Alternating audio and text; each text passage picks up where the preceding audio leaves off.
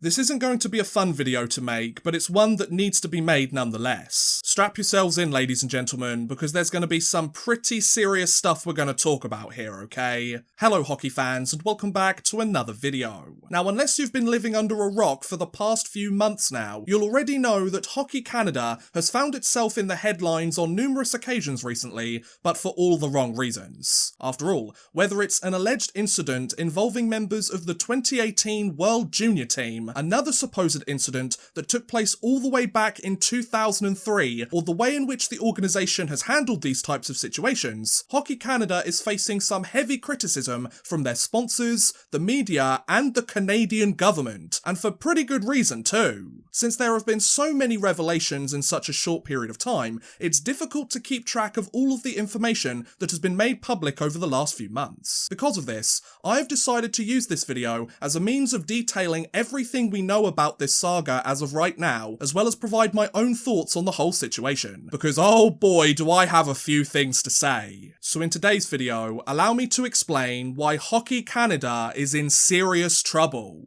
Now, in order to understand everything that's been uncovered recently, let's go back to the very beginning and explore every single notable event that has taken place up until this point. Now, I want to say a huge thank you to Julian Mackenzie of The Athletic, who has published a highly detailed timeline of everything that has taken place so far. So go and check out his article if you haven't done so already, as it was a huge, vital help when researching this video. But anyway, let's get on with it, shall we? Our timeline begins on April 20th, 2022, when an unnamed woman files a $3.55 million lawsuit against Hockey Canada, the Canadian Hockey League, and 8 different CHL players, all of whom were members of Canada's under-20 World Junior team that won a gold medal at the 2018 World Junior Championships. The plaintiff, identified as EM at the time, claimed that she was sexually assaulted repeatedly by the 8 CHL players while intoxicated in a London, Ontario hotel room following a 2018 Hockey Canada Golf and Gala event. Not only that, the plaintiff, now 24 years old,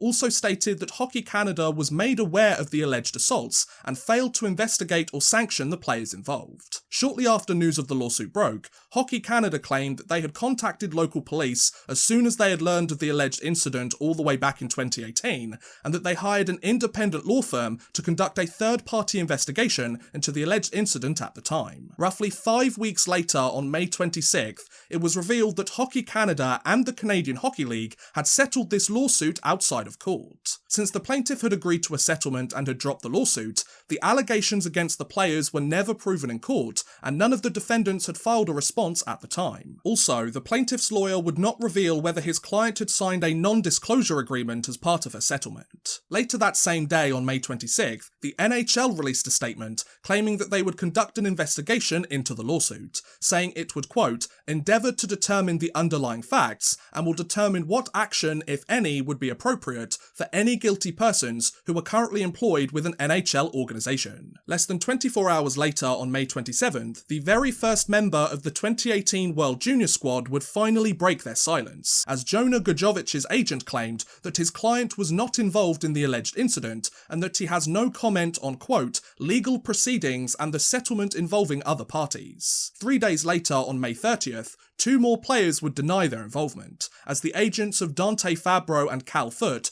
both told Hockey Unfiltered's Ken Campbell that their clients weren't involved, with Fabro being, quote, asleep in his bed at the time, and Foote simply not being involved. Though news surrounding this incident would go quiet for quite some time, the next update would come roughly 2 weeks later on June 14th, as Colorado Avalanche defenseman Cale Makar denied any involvement in the 2018 incident. While speaking to the media just before the 2022 Stanley Cup Finals, Makar claimed that he had cooperated with Hockey Canada's initial investigation into the incident, and he said that he would also cooperate with the NHL's investigation as and when they needed him to.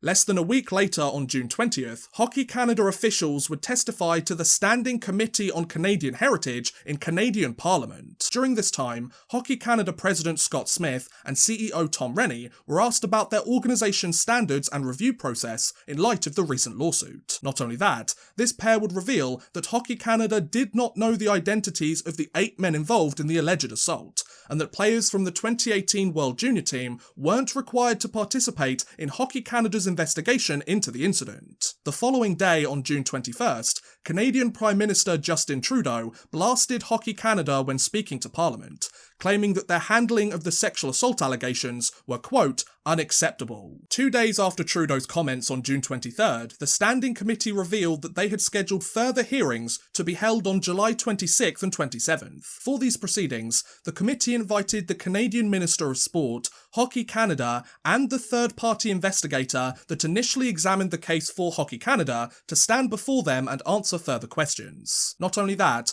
the Minister for Sport also told TSN that Hockey Canada's government funding would be frozen until the organisation agreed to work with a third party that would investigate abuse complaints into their organisation. Nearly a week later, on June 28th, several major sponsors would begin distancing themselves from Hockey Canada, as both Canadian Tire and Scotiabank withdrew their sponsorship deals and suspended their support of the organisation. Canadian Tire stated that it would, quote, re-evaluate its relationship with Hockey Canada moving forwards, while Scotiabank would redirect their funds to the Hockey Canada Assist Fund and the Women's World Championships instead.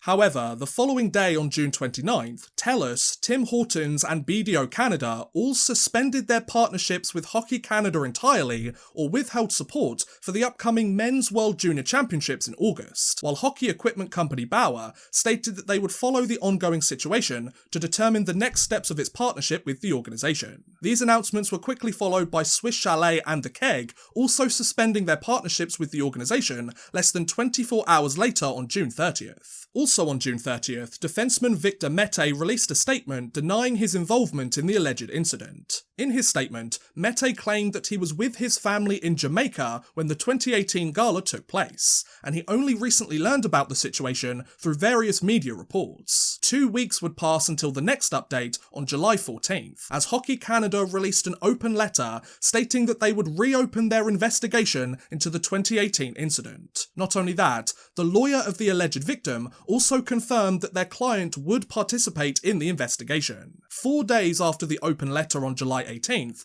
Arizona Coyotes defenseman Connor Timmins released a statement through his management group denying any involvement in the 2018 incident, claiming that he has, quote, no personal knowledge of what occurred. Less than 24 hours later, on July 19th, Canadian news outlet The Globe and Mail would drop one hell of a bombshell, as they released a report claiming that Hockey Canada had paid off their sexual assault cases using a fund that was partially comprised of youth players' registration fees. News that Canadian MP Chris Brittle called, quote, absolutely shocking and troubling. Shortly after, Hockey Canada released a statement claiming that it was conducting a full governance review, which included the administration of their so-called National Equity Fund. Not only that, Hockey Canada also confirmed that this fund was used to cover claims that aren't covered by their insurance premiums, including harassment and sexual assault. Also on July 19th, several more players began to deny their involvement in the alleged incident, including Jordan Kyrou, Taylor Radish, Robert Thomas and Sam Steele. Not only that, criminal defence lawyer Scott Fenton claimed that Jake Bean, Cale Clegg and Carter Hart also didn't engage in any wrongdoing, while Dylan Dubé's management also denied any wrongdoing from their client too. Less than 24 hours after the latest denials on July 20th, Hockey Canada announced that their National Equity Fund would no longer be used to settle sexual assault claims, stating that it will be, quote, exclusively dedicated towards safety, wellness and equity initiatives, as well as insurance across our organisation. Later that same day, London, Ontario Police revealed that they would conduct an internal review of their investigation into the 2018 incident to, quote, determine what, if any, additional investigative avenues exist. Oh, and goaltender Colton Point also released a statement denying his involvement in the incident too. 2 days after Hockey Canada's latest announcement on July 22nd, the organisation released a statement claiming that they had learned of another alleged sexual assault, this time by the 2003 national junior team. In this statement,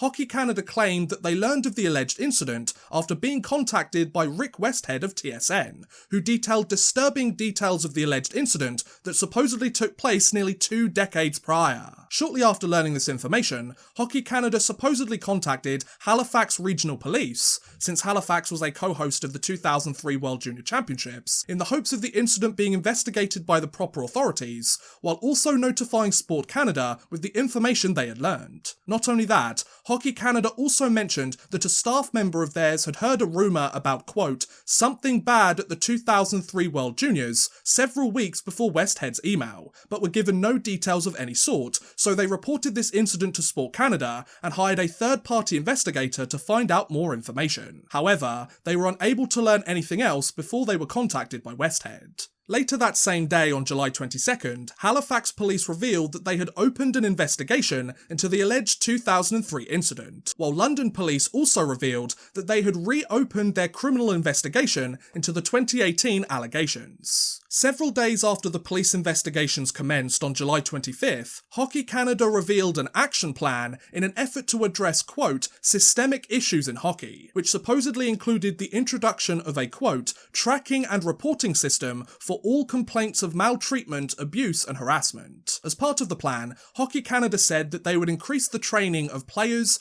coaches, employees and volunteers to teach them all about consent, masculinity and toxic behaviour. Not only that, Hockey Canada also stated that it would conduct a comprehensive review of their training programs. High-performance athletes will undergo, quote, enhanced character screening, while clarifying that either a breach of their code of conduct or a failure to participate in any investigations could result in a lifetime ban from all Hockey Canada platforms. Less than 24 hours after their action plan on July 26th, the first day of hearings for the Parliamentary Committee investigating Hockey Canada's handling of the alleged 2018 incident got underway. During these proceedings, it was revealed that Sport Canada was made aware of the 2018 incident in June of that year, but they never followed up with Hockey Canada, and they informed the Minister for Sport at the time of the allegations. Because of this, the committee said that the federal government, quote, let victims down, while Canadian MP Peter Julian hoped that the committee would extend their scope beyond Hockey Canada to broaden its mission into all national sports organisations, as he believed there is, quote, an epidemic that goes far beyond Hockey Canada. Also, the third-party firm that originally investigated the 2018 incident told the committee that they have reopened their file into the event, stating that members of the 2018 World Junior team who do not participate in the probe will receive a lifetime ban from Hockey Canada, and those bans will be made public too. Other takeaways from the first day of the hearings included that the complainant in the case, EM, has agreed to participate in the reopened investigation. 10 of the 19 players who were on the 2018 World Junior team did participate in the initial investigation, while the other 9 players did not participate and chose to defer their interviews until the criminal investigation by London police, which was still ongoing at the time, had finally been concluded. Also, Hockey Canada's spokesperson told the committee that she expects to schedule interviews with the players from the 2018 team imminently, while the Canadian Minister for Sport said that the testimony from Hockey Canada before the Canadian Heritage Committee the month prior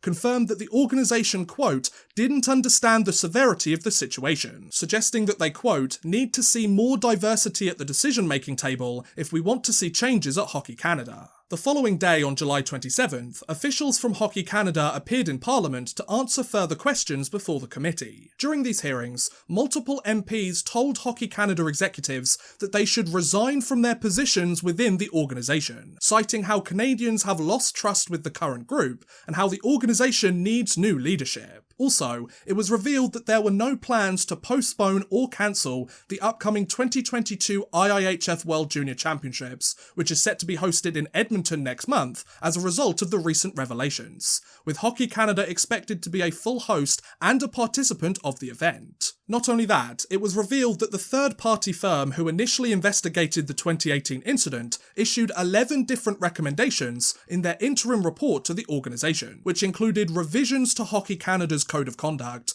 mandatory trainings, increased security and supervision at future events, as well as preventing underage drinking and limiting Hockey Canada-sponsored alcohol at these events. Oh, and if all of that isn't enough, Hockey Canada also disclosed that their organisation has paid out $7.6 million to settle 9 different sexual abuse claims using the National Equity Fund dating all the way back to the late 1980s, with most of that settlement money, $6 $6.8 million to be precise, going towards claims related to Graham James, a disgraced coach who was convicted of sexually assaulting several of his players. However, it's also worth mentioning that the undisclosed figure that was recently paid out to the alleged victim of the 2018 incident was not included in the $7.6 million sum, so expect that number to be significantly higher once the details of that sum have been revealed. Now, unless anything else happens while I'm recording or editing this video, that is where the timeline ends as of right now. Talk about a disaster of an organisation, right guys? I wish I could say that things couldn't possibly get any worse for Hockey Canada, but given what's been revealed over the last few weeks and months, it most definitely could, couldn't it? To say that their organisation has dropped the ball in a big way would be the understatement of the year. So not only have their players allegedly instigated some pretty horrific incidents, Hockey Canada has tried everything they can to hide these situations from the public eye, they have failed to hold their players accountable for these alleged actions, and they have even been paying off their victims with youth registration fees. If all of that doesn't show you just how messed up Hockey Canada is right now, I don't know what does. Since we have only just learned about the alleged incident in 2018, and since the 2003 incident has only just been discovered nearly 2 decades after it happened, how many more incidents are there? After all, Hockey Canada claimed that they have received 1 or 2 sexual assault cases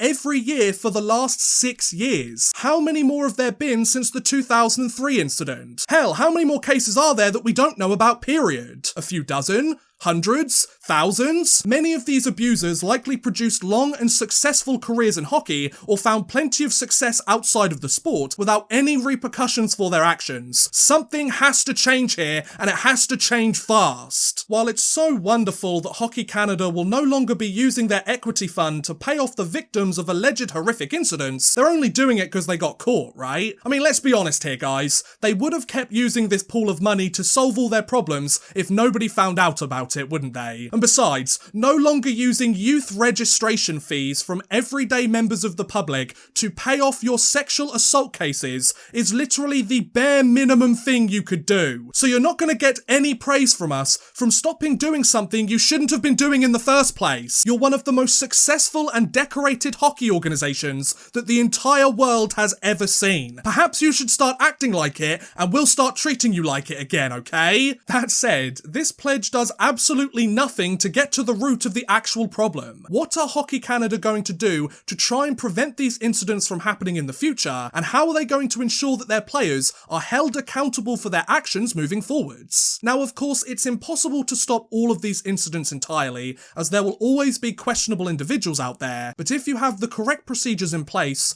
you encourage those affected to come forwards, and if your players are aware of the punishments for such behaviour, then this culture should begin to change, the number of incidents should decline, and those affected will feel validated enough to come forward and share their experiences with you. I don't care if the player is the captain of the roster or a depth option who just made the cut. Their off-ice actions should be held to account regardless of their on-ice play. After all, why would future victims choose to come forward if past abusers have suffered zero consequences for their actions? Hockey Canada needs to stop enabling the poor behaviour of its members, support victims instead of silencing them, and ensure that justice is served. If they don't, I wouldn't be surprised if the entire organisation was torn down to the ground and a new institution was built in its place. Now, I've noticed that there are many hockey fans that have decided to undergo their own investigations into the 2018 incident, and they have narrowed down the identities of the 8 unnamed CHL players based on those who have yet to deny their involvement. While it's certainly questionable that a handful of players have yet to make a public statement, this line of investigation can actually be quite damaging, as you can't always assume that a player is guilty just because they haven't said anything yet. After all, some of the players that have publicly denied their involvement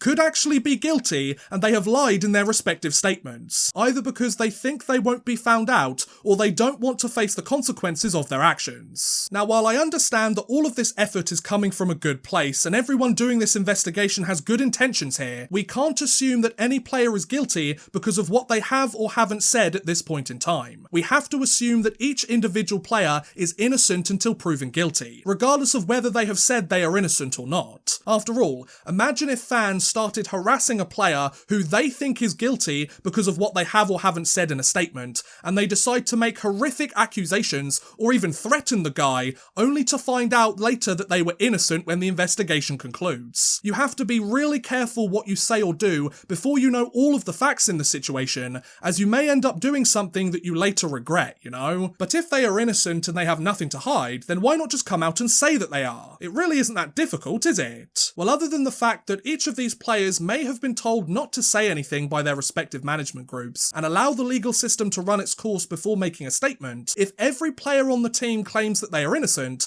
how do we know which ones are telling the truth? If the 2018 incident is proven to have taken place and every single member denies their involvement, then 8 of those players will have lied to our faces. And how do we know which players have lied? Well, until the list is revealed by the relevant authorities, we don't. So it seems rather pointless to try and speculate or do a deep dive into it to figure it out beforehand. Most of us aren't legal professionals. They will take care of it in due time. This list will probably be revealed at some point. Just be a little bit patient and we'll all find out at some point, okay? Now, if that's not bad enough though, the 2003 incident could be far more difficult to unravel than the 2018 situation, as very few members of that roster are still directly involved with Hockey Canada or the sport of hockey as a whole all these years later.